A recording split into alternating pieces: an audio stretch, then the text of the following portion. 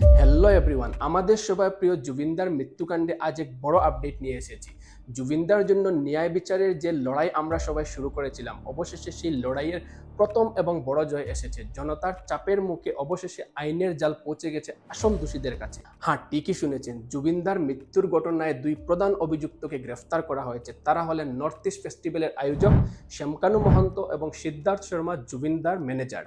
তাদের গুয়াহাটিতে নিয়ে এসে 14 দিনের জন্য সিআইডি কাস্টাডিতে পাঠানো হয়েছে। এই গ্রেফতারের পিছনে পুরো ঘটনা এবং এরপর কি হতে পারে তা নিয়ে বিস্তারিত জানবো এই ভিডিওতে।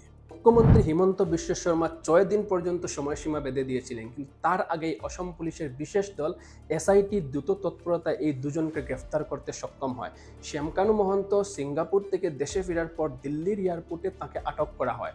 অসম পুলিশের একটি বিশেষ দল সিঙ্গাপুর পুলিশের সাথে সহযোগিতায় তার উপর নজরদারি চালাচ্ছিল, আর দিল্লির নামার সাথে সাথে এসআইটি তাকে গ্রেফতার করে। অন্যদিকে ম্যানেজার সিদ্ধার্থ শর্মাকে গুরুগ্রামের একটি টোল প্লাজা থেকে ধরা হয়। তিনি রাজস্থান থেকে গাড়ি করে দিল্লির দিকে যাচ্ছিলেন, তখনই এসআইটি তাকে আটক করে। গ্রেফতারের পর দুজনকে কঠোর নিরাপত্তার মাধ্যমে গুয়াহাটিতে নিয়ে আসা হয়। সেখানে চিফ জুডিশিয়াল ম্যাজিস্ট্রেটের সামনে হাজির করা হলে আদালত তাদের 14 দিনের জন্য সিআইডির কাস্টাডিতে পাঠানোর নির্দেশ দেয়।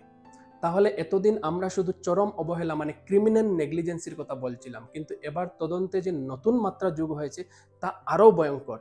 এক চরম অবহেলার অভিযোগ। গরিমা গর্গের এফআইআর অনুযায়ী জুবিনদা অসুস্থ এবং ক্লান্ত থাকা সত্ত্বেও তাকে সাঁতার কাটতে বাধ্য করা হয়। সেখানে কোনো মেডিকেল সাপোর্ট বা নিরাপত্তা ছিল না। এই অভিযোগের ভিত্তিতে তাদের গ্রেফতার করা হয়েছে। দুই শ্যামকানু মহন্তের বিরুদ্ধে দুর্নীতি মামলা। এবার শোনা যাচ্ছে শ্যামকানু মহন্ত শুধু এই একটি কেসে নয়, বরং বড় ধরনের আর্থিক দুর্নীতিতে জড়িত।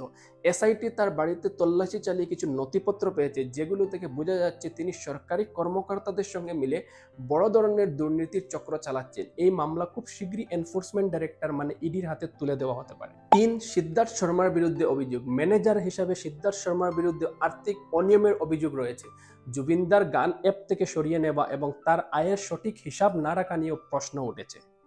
এই গ্রেফতারের পরেও কিছু রাজনৈতিক বিতর্ক থামছে না। কংগ্রেস সাংসদ গৌরব গগৈ প্রশ্ন তুলেছিলেন, অভিযুক্তদের কেন 6 অক্টোবর পর্যন্ত ভিআইপি ট্রিটমেন্ট দেওয়া হচ্ছিল? তাদের সাথে বিজেপির সম্পর্ক ঘনিষ্ঠ আছে বলেই কি এই ছাড়?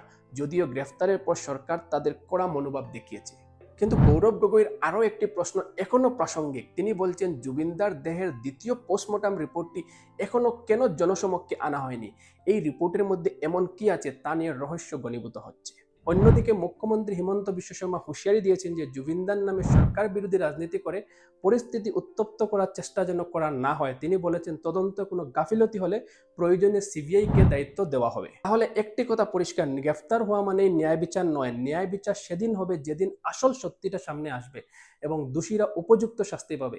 আগামী 14 দিন অত্যন্ত গুরুত্বপূর্ণ। সিআইডির জেরায় এবার সেই সমস্ত কঠিন প্রশ্নের উত্তর বেরিয়ে আসবে বলে আমরা আশাবাদী। সেই রাতের আসল ঘটনা কি ছিল, সেই রহস্যময় ভিডিও সত্যিটা কি, টাকার লেনদেনে কি কোনো ষড়যন্ত্র হয়েছিল? তাহলে একটি কথা পরিষ্কার, এই জয় জনতার শক্তির জয়, কিন্তু আমাদের লড়াই এখানে শেষ হয়নি। আমাদের সজাগ থাকতে হবে যাতে কোনো রাজনৈতিক চাপে তদন্তের গতি থেমে না যায়। সিঙ্গাপুর থেকে বাকি অভিযুক্তদের তদন্তের আওতায় আনতে হবে। আসুন আমরা সবাই মিলে এই লড়াই চালিয়ে যাই, যতক্ষণ না পর্যন্ত আমরা জাস্টিস ফর জুবিন গর্গ লেখাটির পাশে জাস্টিস ডেলিভার্ড কথাটি দেখতে পাচ্ছি। ভিডিওটি শেয়ার করে সবার কাছে এই আপডেট পৌঁছে দিন এবং কমেন্টে লিখতে ভুলবেন না জাস্টিস ফর জুবিন গর্গ। এই লড়াইয়ে আমরা একসাথে আছি। ধন্যবাদ। আর হ্যাঁ, এই ভিডিওটি ভালো লাগলে অবশ্যই আমার চ্যানেলটিকে সাবস্ক্রাইব করতে ভুলবেন না।